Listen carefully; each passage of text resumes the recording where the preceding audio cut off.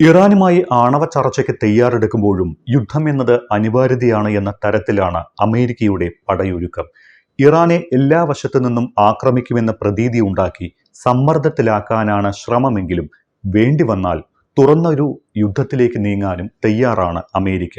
കാരണം ആഴ്ചകളായി ഇറാൻ മേഖലയിലെത്തിയ പടക്കപ്പലുകളുടെ ശേഷി അതാണ് സൂചിപ്പിക്കുന്നത്. അമേരിക്കയുടെ സൈനിക ശേഷി മുഴുവൻ ഇറാനെ ലക്ഷ്യമാക്കി നീങ്ങുന്ന തരത്തിലാണ് പടപ്പുറപ്പാട്. ഇറാനിൽ ആഴ്ചകൾ നീളുന്ന സൈനിക നടപടിക്ക് US സൈന്യം സജ്ജമാകുന്നു എന്ന വാർത്താ ഏജൻസി റോയിറ്റേഴ്സിന്റെ റിപ്പോർട്ട് ഇത് സാധൂകരിക്കുന്നുമുണ്ട്. ഇറാനും US തമ്മിൽ ഇതുവരെ ഉണ്ടായതിൽ വെച്ച് ഏറ്റവും രൂക്ഷമായ ഏറ്റുമുട്ടലാകും ഇതെന്ന് 2 US ഉദ്യോഗസ്ഥരെ ഉദ്ധരിച്ച് ഏജൻസികൾ റിപ്പോർട്ട് ചെയ്യുന്നുണ്ട്. US ഇറാനും തമ്മിൽ ആണവ ചർച്ചകളും പരസ്പരമുള്ള പോർവിളികളും തുടരുമ്പോഴും ഓരോരോ പടക്കപ്പലുകൾ ഇറാൻ മേഖലയിലേക്ക് എത്തിക്കൊണ്ടിരിക്കുകയാണ്. USS എബ്രഹാം ലിങ്കൺ എന്ന പടക്കപ്പലും ഏറ്റവും വലിയ വിമാനവാഹിനി കപ്പലായ ജെറാൾഡ് R. ഫോർഡും ഇറാനിലേക്ക് എത്തുകയാണ്. ആണവ ചർച്ചകൾ പരാജയപ്പെട്ടാൽ ഇറാനെ ആക്രമിക്കാൻ അമേരിക്കയ്ക്കൊപ്പം ഇസ്രയേലും ഒരുങ്ങുന്നതായും ഇതിനിടെ റിപ്പോർട്ടുകൾ പുറത്തു വരുന്നുണ്ട്. ഇറാനിലെ സൈനിക നടപടിക്ക് ഇസ്രയേലിന് ഡൊണാൾഡ് ട്രംപ് ഉറപ്പ് നൽകിയെന്നും ചില വിദേശ മാധ്യമങ്ങൾ റിപ്പോർട്ട് ചെയ്യുന്നു. ഇസ്രായേൽ പ്രധാനമന്ത്രി ബെഞ്ചമിൻ നെതന്യാഹുവുമായി ഡിസംബറിൽ നടത്തിയ ചർച്ചയിലാണ് ട്രംപ് ഇക്കാര്യം ഉറപ്പ് നൽകിയത് എന്ന് ഒരു US മാധ്യമം തന്നെയാണ് റിപ്പോർട്ട് ചെയ്തിരിക്കുന്നത്. ഇറാനിലെ ഭരണകൂടത്തെ അട്ടിമറിക്കുന്നതിനെക്കുറിച്ച് US പ്രസിഡന്റ് ഡൊണാൾഡ് ട്രംപ് വെള്ളിയാഴ്ച പരസ്യമായി പറഞ്ഞിരുന്നു. അതാണ് സംഭവിക്കാവുന്നതിൽ വെച്ച് ഏറ്റവും നല്ല കാര്യമെന്ന് തോന്നുന്നു എന്നാണ് നോർത്ത് കരോലിനയിലെ ഫോർട്ട് ബ്രാഗിൽ സേനാ പരിപാടിയിൽ പങ്കെടുക്കവേ ട്രംപ് പറഞ്ഞത്.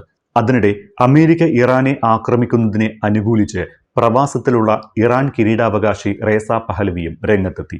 ഇറാനിൽ US സൈനികമായി ഇടപെടുന്നതാണ് നല്ലത് എന്നും ആണവ കരാറിന്റെ കാര്യത്തിൽ സുദീർഘ ചർച്ച നടത്തേണ്ട എന്നും റേസ പഹലവി പറഞ്ഞിരിക്കുകയാണ്.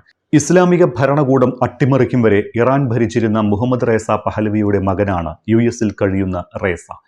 ഇറാന്റെ ഭരണാധികാരിയാകാൻ തയ്യാറാണ് എന്ന് അദ്ദേഹം പലതവണ സൂചിപ്പിച്ചിട്ടുമുണ്ട്. ഇറാനുമായി സംഘർഷ സാധ്യത തുടങ്ങിയ കഴിഞ്ഞ മാസങ്ങളിൽ അമേരിക്ക നടത്തിയ സൈനിക വിന്യാസം പോലെയല്ല ഇപ്പോൾ ഇറാൻ മേഖലയിലെ യുദ്ധപ്പുറപ്പാട്.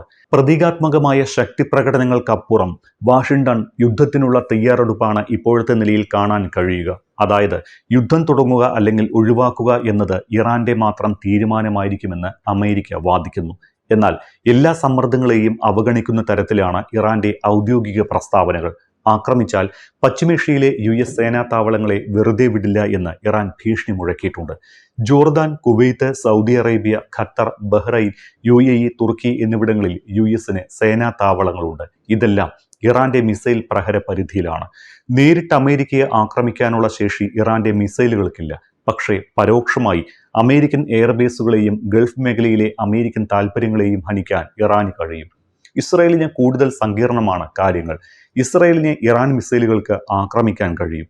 ഇറാന്റെ ഓരോ മിസൈലിന്റെയും ഡ്രോണിന്റെയും 4 ഇരട്ടി ചെലവാണ് അവയെ നേരിടാനുള്ള ഇസ്രയേലിന്റെ അയൺ ഡോം ഉൾപ്പെടെയുള്ള സംവിധാനത്തിന്റെ സാമ്പത്തിക വശം. അതിനാൽ ഇസ്രയേലിന് ഇറാൻ നേരിട്ടുള്ള ഭീഷണി തന്നെയാണ്. ഇസ്രയേലിന്റെ ആശങ്ക ഇറാന്റെ ബാലിസ്റ്റിക് മിസൈലുകളുടെ പ്രഹരപരിധിയാണ്. അതുകൊണ്ടാണ് ബാലിസ്റ്റിക് മിസൈലുകളെ നിയന്ത്രിക്കുന്നതുകൂടി അമേരിക്കയുമായുള്ള ചർച്ചയുടെ ഭാഗമാക്കാൻ ഇസ്രയേൽ ശ്രമിക്കുന്നത്. അതുകൊണ്ടാണ് അടിയന്തരമായി ഇസ്രായേൽ പ്രധാനമന്ത്രി Benjamin Netanyahu American president Donald ട്രംപിനെ കഴിഞ്ഞ ദിവസം കാണാൻ കാരണവും. നാളത്തെ ജനീവ ചർച്ചയിൽ മിസൈലുകളുടെ കാര്യത്തിൽ കൂടി ഇറാനിൽ നിന്ന് ഉറപ്പ് നേടാനാണ് നെതന്യാഹു ശ്രമിക്കുന്നത്. അതേസമയം ചർച്ചയുടെ അജണ്ടയിൽ ആണവ പദ്ധതി മാത്രമേ ഉണ്ടാകൂവെന്ന് ഇറാൻ പലതവണ വ്യക്തമാക്കിയതുമാണ്. ഇതിനിടെ ഇറാന് അപ്രതീക്ഷിത പിന്തുണയുമായി അഫ്ഗാനിസ്ഥാൻ ഭരണകൂടവും രംഗത്ത് വന്നിട്ടുണ്ട്. അമേരിക്കൻ ആക്രമണമുണ്ടായാൽ ഇറാനെ പിന്തുണയ്ക്കുമെന്ന് അഫ്ഗാനിസ്ഥാൻ ഭരിക്കുന്ന താലിബാൻ നേതൃത്വം അറിയിച്ചു. ഇറാനിലെ ഒരു റേഡിയോയ്ക്ക് നൽകിയ അഭിമുഖത്തിലാണ് താലിബാൻ വക്താവ് സാബിഹുള്ള മുജാഹിദ് ഇക്കാര്യം വ്യക്തമാക്കിയത്. പക്ഷേ അമേരിക്കയെയും ഇസ്രായേലിനെയും ആക്രമിക്കാൻ തക്ക ആയുധശേഷി അഫ്ഗാനിസ്ഥാന് ഇല്ല എന്നത് വസ്തുതയാണ്. എങ്കിലും പരസ്യമായി പിന്തുണയ്ക്കാൻ മറ്റ് സഖ്യകക്ഷികളൊന്നും തയ്യാറാകാത്തിടത്ത് താലിബാൻ ഭരണകൂടത്തിന്റെ വാക്കുകൾ ഇറാന് ആശ്വാസവുമാണ്. റഷ്യയുടെയും ചൈനയുടെയും സഹായത്തോടെ മുന്നോട്ടു പോകുന്ന ഇറാന് പക്ഷേ യുദ്ധ സാഹചര്യത്തിൽ അവരുടെ പരസ്യ പിന്തുണ ലഭിച്ചിട്ടില്ല. അമേരിക്കൻ ആക്രമണത്തെ പിന്തുണയ്ക്കുന്നില്ല എന്ന പ്രസ്താവനയ്ക്ക് അപ്പുറം ഇറാനെ സഹായിക്കുന്ന തരത്തിൽ ഒരു വാക്കും ഇരു രാജ്യങ്ങളും നടത്തിയിട്ടില്ല. ആ സാഹചര്യത്തിലാണ് അമേരിക്കയുമായുള്ള സംഘർഷത്തിൽ ഒരു പങ്കാളിത്തവുമില്ലാത്ത അഫ്ഗാനിസ്ഥാനിലെ താലിബാൻ ഭരണകൂടം ഇറാന് പിന്തുണയുമായി എത്തുന്നത്. ഇറാൻ താലിബാൻ ഭരണകൂടങ്ങൾ ജനങ്ങളെ അടിച്ചമർത്തുന്നവരാണ് എന്നത് ക്രൂരമായ ഒരു യാദൃച്ഛികത കൂടിയാണ്. അതേസമയം ഇറാനെതിരായ സാമ്പത്തിക ഉപരോധം അമേരിക്ക ഒന്നുകൂടി കടുപ്പിക്കാനും ആലോചിക്കുന്നുണ്ട്. എണ്ണ വിൽപ്പനയിലടക്കം കൂടുതൽ ഉപരോധം ഏർപ്പെടുത്തുന്നത് ആണവ പദ്ധതി അംഗീകരിക്കാൻ ഇറാനുമേൽ സമ്മർദ്ദം ചെലുത്തലാകുമെന്ന് അമേരിക്കയും ഇസ്രായേലും കരുതുന്നു. കഴിഞ്ഞയാഴ്ച ഡൊണാൾഡ് ട്രംപും നെതന്യാഹുവും കൂടിക്കാഴ്ച നടത്തിയപ്പോഴുണ്ടായ തീരുമാനം ഇതാണ്. ഇറാനിൽ നിന്ന് ചൈന എണ്ണ വാങ്ങുന്നതിനെതിരായ ഉപരോധം കൂടുതൽ ശക്തമാക്കാനാണ് ആലോചന. ചൈനയുടെ എണ്ണ വാങ്ങലിന്റെ 80% കടൽ വഴിയുള്ള വ്യാപാരമാണ് എന്നാണ് അനലറ്റിക്കൽ സ്ഥാപനമായ കെപ്ലറുടെ റിപ്പോർട്ടിൽ പറയുന്നത്. അമേരിക്കയുടെ ഉപരോധം മൂലം ഇറാനിയൻ എണ്ണ വാങ്ങുന്നവരുടെ എണ്ണം വളരെ കുറഞ്ഞിട്ടുണ്ട്. കഴിഞ്ഞ വർഷം ചൈന പ്രതിദിനം 1.38 ദശലക്ഷം ബാരൽ എണ്ണയാണ് ഇറാനിൽ നിന്ന് വാങ്ങിക്കൊണ്ടിരുന്നത്. ഇത് കടൽ മാർഗം ചൈന ഇറക്കുമതി ചെയ്യുന്ന 10.27 ദശലക്ഷം ബാരൽ ക്രൂഡ് ഓയിലിന്റെ 13.4%. തങ്ങൾ ഇറാനിൽ നിന്ന് എണ്ണ വാങ്ങുന്നത് നിയമപരമാണ് എന്നാണ് ചൈന പറയുന്നത്. എന്നാൽ മറ്റു രാഷ്ട്രങ്ങളുടെ പേരിലാണ് ഇറാനിൽ നിന്ന് ചൈനയിലേക്ക് എണ്ണ എത്തുന്നത് എന്നാണ് റിപ്പോർട്ടുകൾ വ്യക്തമാക്കുന്നത്. ചൈനീസ് കസ്റ്റംസിന്റെ റിപ്പോർട്ട് പ്രകാരം ഇറാനിൽ നിന്ന് 2002 മുതൽ എണ്ണ ഇറക്കുമതി ചെയ്തിട്ടില്ല. ചൈനയിലേക്കുള്ള എണ്ണ കയറ്റുമതി കുറയ്ക്കാൻ ഇറാനിൽ സമ്മർദ്ദമേറ്റാനാണ് യുഎസിന്റെ ഇപ്പോഴത്തെ നീക്കം. ഇത് ആണവ പദ്ധതികളിൽ ഒത്തുതീർപ്പിന് ഇറാനെ കൂടുതൽ നിർബന്ധമാക്കും എന്നും അമേരിക്ക കണക്കുകൂട്ടുന്നു. പരമാവധി ഉപരോധം ഏർപ്പെടുത്തിയുള്ള സമ്മർദ്ദവും സൈനിക സന്നാഹം ശക്തമാക്കിയുള്ള സമ്മർദ്ദവും കൂടിച്ചേരുമ്പോൾ ഇറാൻ എളുപ്പത്തിൽ ഒത്തുതീർപ്പിന് വഴങ്ങുമെന്ന് അമേരിക്ക കരുതുന്നുണ്ട്. ഇറാനുമേൽ സാമ്പത്തിക ഉപരോധം കടുപ്പിക്കാനുള്ള ഉത്തരവിൽ ട്രംപ് കഴിഞ്ഞയാഴ്ച ഒപ്പുവെച്ചിരുന്നു.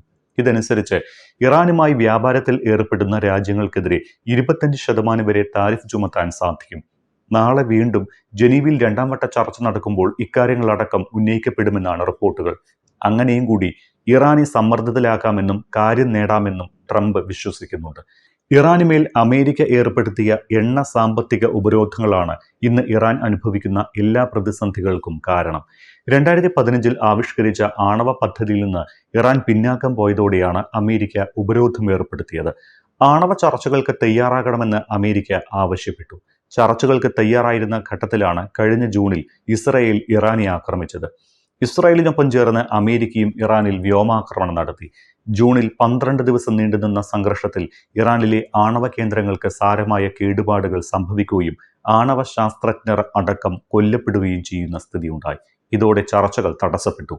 ഇതിനിടയിൽ അമേരിക്ക ഇറാനുമേൽ സാമ്പത്തിക ഉപരോധം ഏർപ്പെടുത്തിയതോടെ ഇറാനിൽ സാമ്പത്തിക പ്രതിസന്ധി രൂക്ഷമായി. വിലക്കയറ്റം രൂക്ഷമാകുകയും അവശ്യവസ്തുക്കൾ പോലും കിട്ടാതാകുകയും ചെയ്തതോടെ 3 മാസം മുൻപ് ഇറാനിൽ ഭരണകൂട വിരുദ്ധ ജനകീയ പ്രക്ഷോഭം പൊട്ടിപ്പുറപ്പെട്ടു. പ്രക്ഷോഭം അടിച്ചമർത്തുന്ന ഇറാൻ നടപടിയെ രൂക്ഷമായി വിമർശിച്ചുകൊണ്ട് പിന്നീട് അമേരിക്ക രംഗപ്രവേശം ചെയ്തു.